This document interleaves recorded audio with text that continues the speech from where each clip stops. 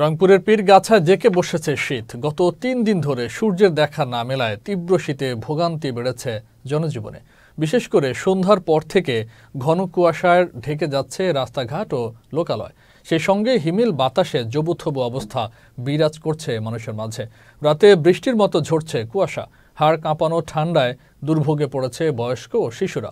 তীব্র শীতে দুর্ভোগে পড়েছেন নিম্ন আয়ের মানুষ। ঠিকমতো কাজ করতে না পারায় তাদের আয় উপার্জনে ব্যাঘাত ঘটছে।